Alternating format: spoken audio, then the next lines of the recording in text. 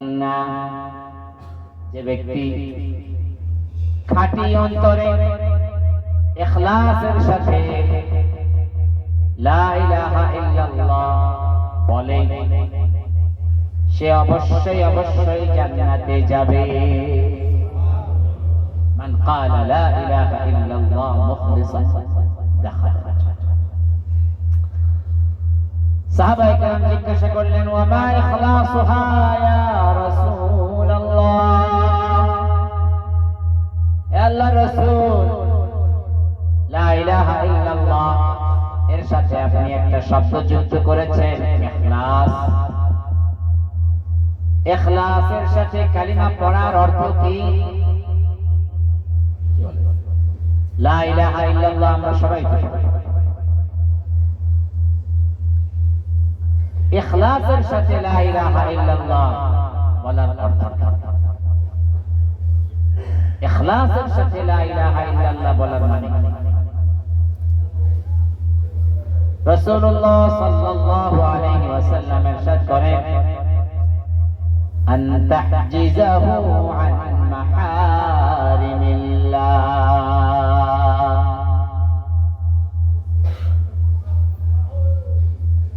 লা ইলাহা ইল্লাল্লাহ বলা তো বড় সহজ, লা ইলাহা ইল্লাল্লাহ জবানে বলা বড় সহজ, কিন্তু আল্লাহর রাসূল সাল্লাল্লাহু আলাইহি ওয়াসাল্লাম ইরশাদ করলেন, ইখলাসের সাথে লা ইলাহা ইল্লাল্লাহ যে বলবে সে জান্নাতে যাবে। বলে ইখলাস কি জিনিস? ইখলাস কি জিনিস? ইখলাসের সাথে লা ইলাহা ইল্লাল্লাহ বলার কি অর্থ? রাসূলুল্লাহ সাল্লাল্লাহু আলাইহি ওয়াসাল্লাম ইরশাদ করলেন, আন তাহজিজাহু আন মাহারিমিল্লাহ, অর্থাৎ লা ইলাহা ইল্লাল্লাহ তোমাকে আল্লাহর নিষিদ্ধ কাজগুলো থেকে তোমাকে বিরত রাখবে। কথাটা ছোট কিন্তু কথার অর্থ বড় ব্যাপক, বড় ব্যাপক অর্থ। আমার বন্ধুরা, এই কথাটাকে বোঝার জন্য আমাদেরকে ব্যাখ্যা করতে হবে।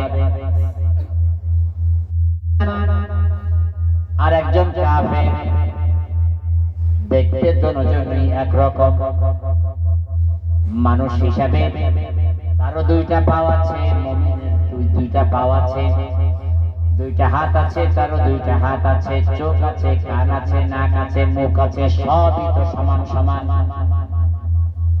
কাফের সে 3 বেলা খানা খায়, মুসলমান সেও 3 বেলা খানা খায়।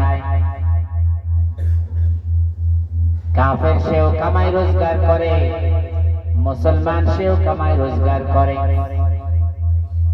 কাফের সেও বিয়ে শাদী করে, তার সন্তান সন্ততি হয়, সেও বাড়ি করে গাড়ি করে জীবন যাপন করে। একজন মুসলমান তার জিন্দেগির মধ্যে ওই সব জিনিসগুলো আছে। একজন কাফের সেও অসুস্থ হয়, অসুস্থ হলে সে ডাক্তারের কাছে যায়, চিকিৎসা গ্রহণ করে। একজন মুসলমান তার জিন্দেগির মধ্যে ওই নিজাম একই। তাহলে মুসলমানের জিন্দেগি কেন এত দামি? মুসলমানের গুনাহ কেন মাফ করে দেওয়া হবে? মুসলমানের মৃত্যুর পরে কেন জান্নাতের ব্যবস্থা হবে? আর এই কাফেরের জন্য কেন জাহান্নাম? কাফেরের জন্য দুনিয়াতে কেন অভিশাপ? আর মৃত্যুর পরে তার জন্য কেন জাহান্নামের ঠিকানা? আবার বন্ধুগণ, এগুলো প্রশ্ন। একজন মুসলমানের জীবন যাপনের পদ্ধতি